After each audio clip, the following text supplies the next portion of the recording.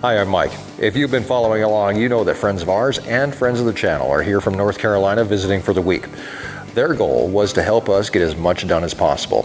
And today, we're onto the project list as we work on the soon-to-be Air BnB here on the ranch, and we get sidetracked a few times along the way. It's all coming up on Our Wyoming Life.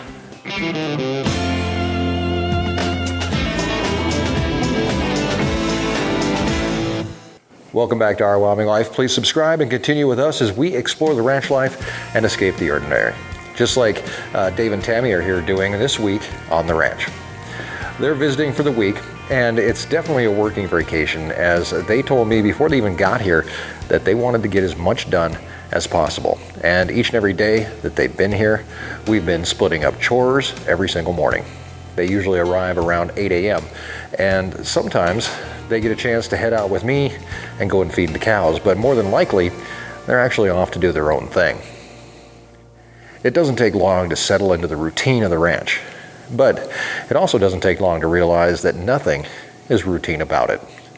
Each and every day brings along with it new challenges. Planning is always required, but you better not get too attached to the plan because it's probably going to change. Well, we're on day 5 of our visit to the Our Wyoming Life Ranch, and a lot of lessons have been learned.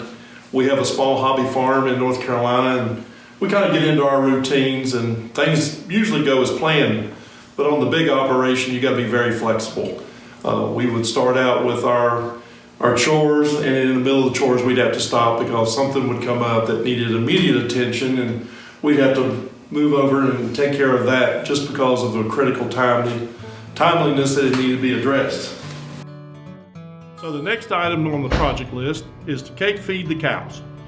So we're going to load about 600 pounds in the gator and go out in the pasture and give them their treats. Over the last few days, the rushes have seen quite a few plans fall to the wayside. But no project is ever truly gone, and most are just postponed or prioritized.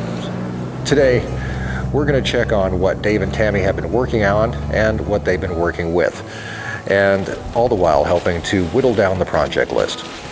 Since we picked up bread last week, one of Tammy's main goals has been to get all of that bread opened and put into bins in order to minimize any molding that can happen and extend the shelf life. She's been tirelessly working away, opening bread and boxing it.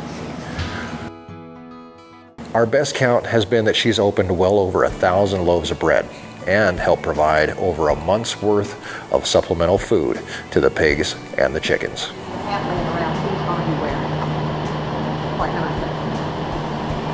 Both Tammy and Dave have also taken ownership of caking the cows, feeding the pigs, and dealing with the chickens. Dave has also become the king of the cow's water, and they wait for the king every single morning to give them the liquid of life. And where there's water, there's also fire, as Dave has been burning trash that's been building up for a while in the incinerator. Now, it's been a long time since I've had a ranch hand around, but this isn't really anything like that. It's almost like having another me around here. I've only had to show them how to do something once, if that, and they go with it. A big project that we're hoping to get crossed off the list while they're here has to do with the Air BnB across the road. There are appliances and countertops in the old farmhouse which need to be replaced or repaired. The house, which is soon to become the Air BnB of the ranch, and it's going to be a place for folks to come and stay, and maybe even get a taste of what Dave and Tammy are doing this week. The farmhouse hasn't been lived in a few years, and renovations have been ongoing. New floors, new paint, and a new bathroom have already been done.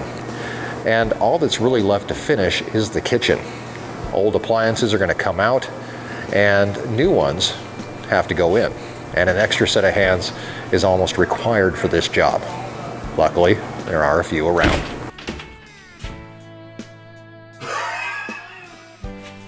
Hey, it's out. It's a handle.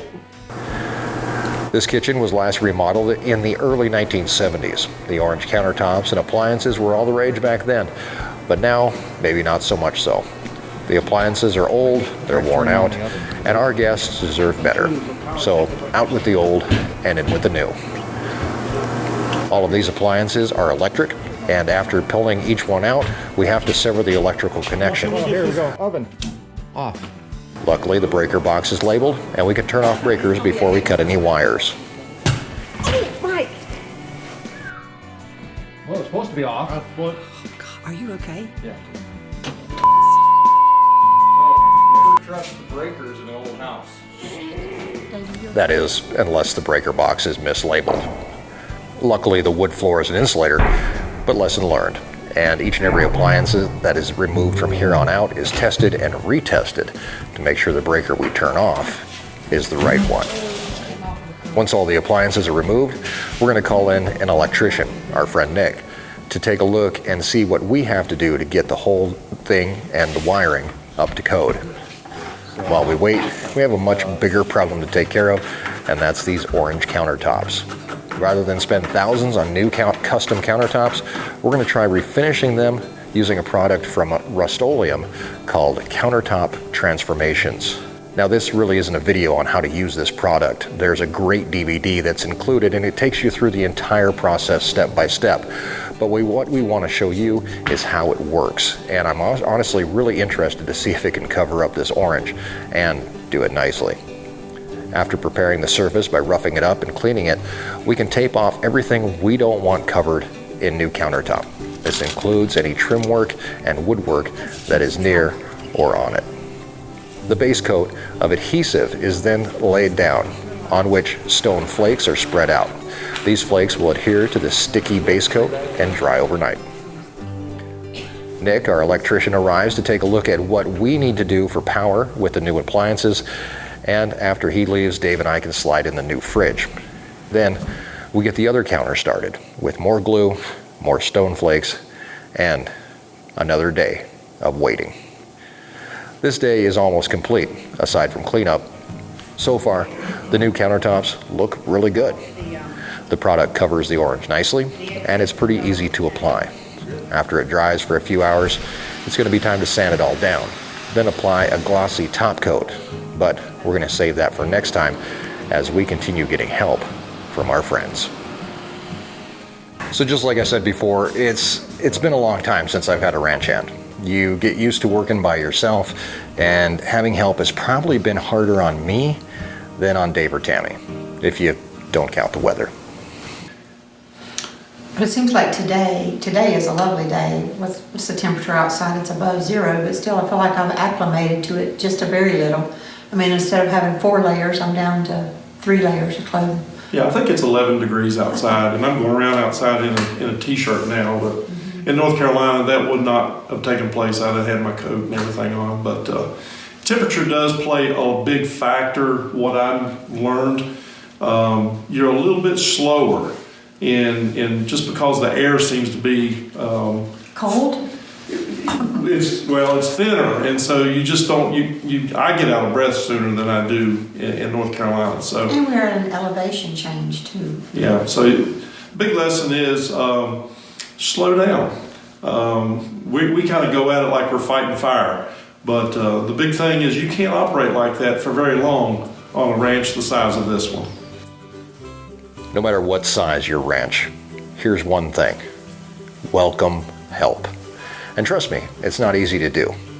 But I've come to find out that by letting others help you, you're often helping them more than you'll ever know. Thanks for coming along today. We have one more video coming up with Dave and Tammy, and that one is coming up on Thursday as we wrap up their time here on the ranch and get their final parting words. Hopefully, they are profound and meaningful. But if you know Dave and Tammy, you never know what you're going to expect.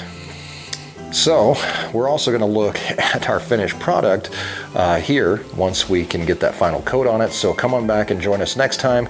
Subscribe, click the bell so you get the notifications. And until then, have a great week. And thanks for joining us in Our Wyoming Life.